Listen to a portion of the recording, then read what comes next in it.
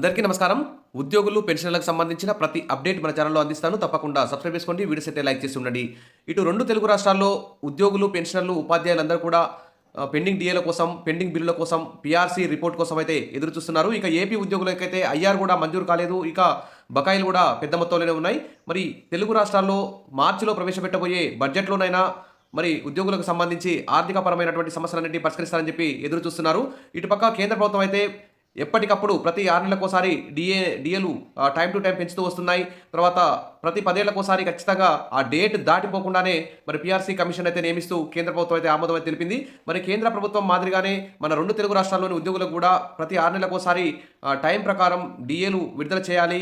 PRC 5 ఏళ్లకోసారి విడుదల చేయాలి. ఒకవేళ లేట్ అయినా కానీ వెంటనే మధ్యంతర భృతి కూడా జారీ చేసే విధంగా మరి ప్రభుత్వాలు అయితే వ్యవహరించాలని చెప్పేసి ఉద్యోగులందరూ కూడా కోరుకుంటున్నారు. ఇక ఇతర రాష్ట్రాల్లో కూడా ఏ రాష్ట్రాల్లోనూ మన 2 తెలుగు రాష్ట్రాల్లో ఉన్నంతగా పెండింగ్ డీఏలు, పెండింగ్ బిల్లులు, పీఆర్సీ ఆలస్యం ఇట్లాంటి విషయాలైతే లేవు. మన 2 తెలుగు రాష్ట్రాల్లోనే అత్యధికంగా ఉన్నాయి. మరి తెలుగు రాష్ట్రాల ఉద్యోగులు అయితే చాలా బాధపడుతున్నారు. చాలా ద్రవ్యోల్బణం ధరల పెరుగుదలతో తీవ్ర ఒత్తిడి అయితే ఎదుర్కొంటున్నారు. కాబట్టి వెంటనే మరి కేంద్ర ప్రభుత్వం మాదిరిగానే రాష్ట్ర ప్రభుత్వ ఉద్యోగులకు కూడా పీఆర్సీలు, డీఏలు, ఐఆర్లు ఖచ్చితంగా టైం టు ప్రకారం ఇవ్వాలని చెప్పేసి కోరుకుందాం. ఇక విషయంలోకి వెళ్తే కేంద్ర ప్రభుత్వ ఉద్యోగులకు గుడ్ న్యూస్. లెవెల్ 1 నుంచి లెవెల్ 10 వరకు గ్రేడ్ల వారీగా ఏ ఉద్యోగికి ఎంత వేతనం పెరుగుతుందో ఇక్కడ చెక్ చేసుకోవచ్చు. 8వ పే కమిషన్ని ఇప్పటికే ఫిట్మెంట్ విషయంలో ఆల్రెడీ కేంద్ర ప్రభుత్వం అయితే నియమించింది. మరి వచ్చే సంవత్సరం నుంచి ఈ 8వ పే కమిషన్ అయితే అమలయ్యే అవకాశం ఉంది. మరి 8వ పే కమిషన్ ఇప్పటికే ఫిట్మెంట్ విషయంలో ఎంత నిర్ణయిస్తే బేసిక్ పే ఎంత పెరగవచ్చు అనే దానిపై అనేక అంచనాలు అయితే వెలువడుతున్నాయి. తాజాగా కేంద్ర ప్రభుత్వం ఉద్యోగుల లెవెల్ 1 నుంచి లెవెల్ 10 వరకు ఏ ఉద్యోగులకు ఎంత వేతనం పెరుగుతుందో ఒక అంచనాను ఇక్కడ ఉంది. ఒక టేబుల్ చూద్దాం. లెవెల్ 1 నుంచి లెవెల్ 10 వరకు గ్రేడ్ల ప్రకారం ఎంత జీతం పెరుగుతుందో ఇక్కడ చూద్దాం. మరి 7వ వేతన సంఘం ఫిట్మెంట్ ఫ్యాక్టర్ని 2.57గా నిర్ణయించారు. ఈ కారణంగా 6వ వేతన సంఘం సిఫార్సు ప్రకారం లెవెల్ 1లో జీతాలు 7,000 ఉండగా 7వ వేతన సంఘం 18,000కు పెంచింది. అయితే 8వ వేతన సంఘం ప్రకారం ఫిట్మెంట్ ఫ్యాక్టర్ 2.86గా నిర్ణయించినట్లయితే లెవెల్ 1 నుంచి లెవెల్ వరకు ఏ విధంగా జీతాలు పెరుగుతాయి, బేసిక్ పే ఎంతవరకు పెరుగుతుందనే విషయం ఇక్కడ చూద్దాం. ఇక్కడ చూస్తే లెవెల్ 1 ప్యూన్, అటెండెంట్స్, సహాయ సిబ్బందికి ప్రస్తుతం బేసిక్ జీతం చూస్తే 18,000 ఉంది. ఇక 2.86% ఫిట్మెంట్ ఫ్యాక్టర్ ఉంటే వారి యొక్క వేతనం 51,480, అంటే దాదాపు 3 రెట్లు వారి యొక్క వేతనం పెరిగే అవకాశం ఉంది. అదేవిధంగా లెవెల్ 2లో లోయర్ డివిజనల్ క్లర్క్ ఎల్డీసీలకు జీతం ప్రస్తుతం 19,900 ఉంది. ఇక 2.86 ఫిట్మెంట్ ఫ్యాక్టర్తో 56,914 రూపాయలు అయితే ఈ వారి యొక్క బేసిక్ పే పెరిగే అవకాశం ఉంది.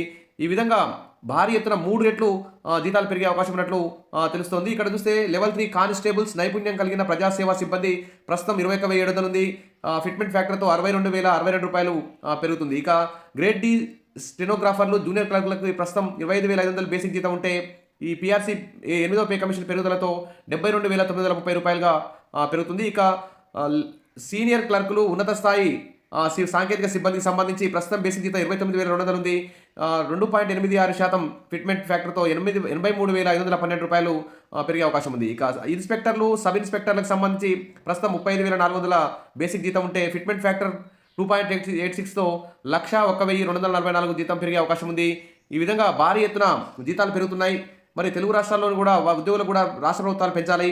ఇక సూపరింటెండెంట్లు, సెక్షన్ ఆఫీసర్లు, అసిస్టెంట్ ఇంజనీర్లకు సంబంధించి ప్రస్తుతం 44,900 ఉంటే 125,414.